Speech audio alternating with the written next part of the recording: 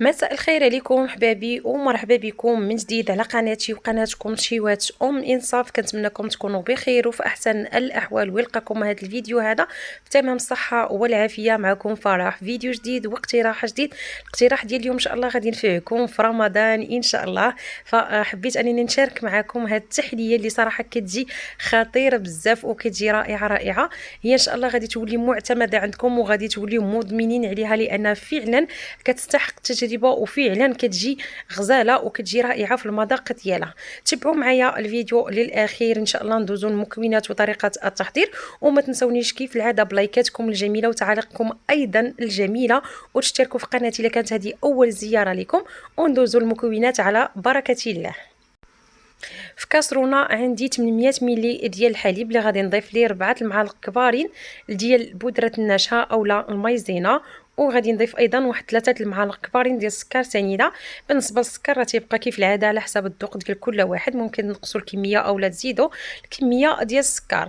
غادي نخلط كيف ما كتشوفوا معايا بارد في بارد المكونات ديالي بهذا الشكل هذا بالفوي، ومن بعد مباشره غادي نحط الكاسرونه ديالي على نار اللي تكون متوسطه مع التحريك المستمر. كنأكد مزيان مزيان مزيان على هذه القضيه هذه ديال التحريك المستمر. فالكريمه فيها نشا، والا ما حركتوهاش راه غادي تلصق لكم في القاع ديال الكسرونه وغادي تحرق وغتعطيكم واحد المذاق اللي ما زوينش.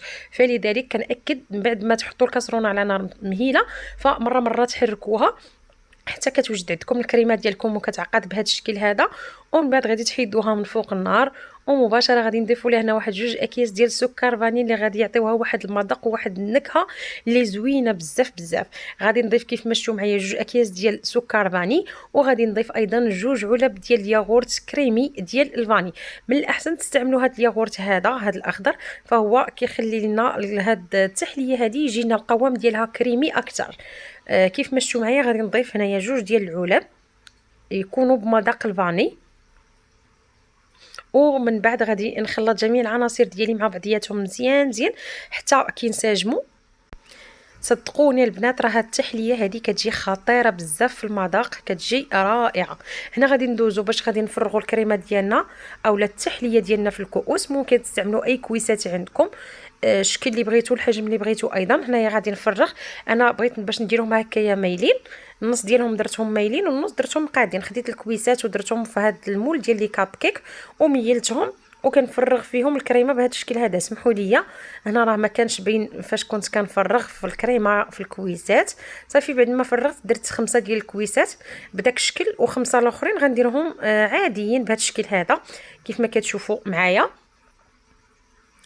فانا حاولت نوع هاد لي فيغين هادو اللي مايلين درتهم في كؤوس اللي هما دايرين، وهاد العاديين درتهم في كويسات اللي هما مربعين على هاد الشكل هذا.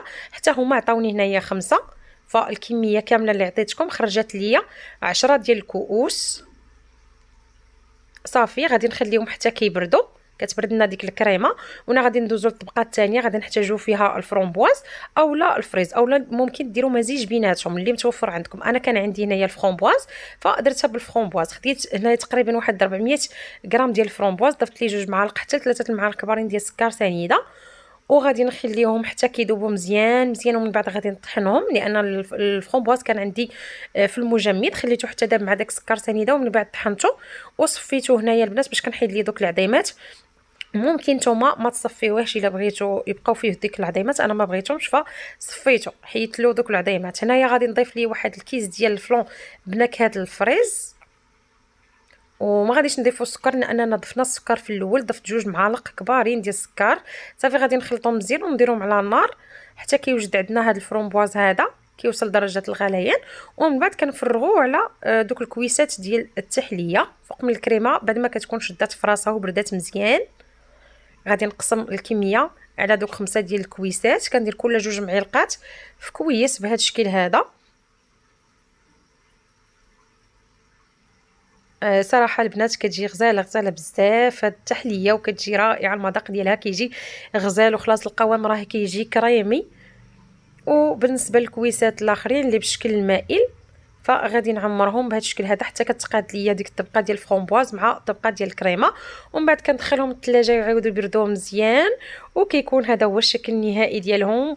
بالنسبه لطريقه التزيين، فهاد المربعين زينتهم بوريقات ديال النعناع، وحطيت واحد الحبيبات ديال الفرomboise هكايا في الفوق بهذا الشكل هذا كيف ما كتشوفوا معايا. فالشكل ديالهم كيجي غزال بزاف وكيجي هكايا حلو في المائده ديال الافطار ديالكم ان شاء الله في رمضان. والمذاق راه كيف قلت لكم كيجيو غزالين بزاف بالفاني.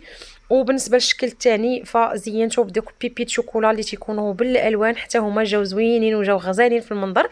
كنتمنى الفيديو ديال اليوم والاقتراح ديال اليوم والتحليه اللي شاركت معكم اليوم ما شاء الله تنال الاعجاب ديالكم. وكيف العاده اخواتي ما تنساونيش بلايكاتكم وتعليقكم الجميله وتشتركوا في القناه. الى اللقاء ان شاء الله في فيديو قادم واقتراح جديد. دمتم في رعايه الله.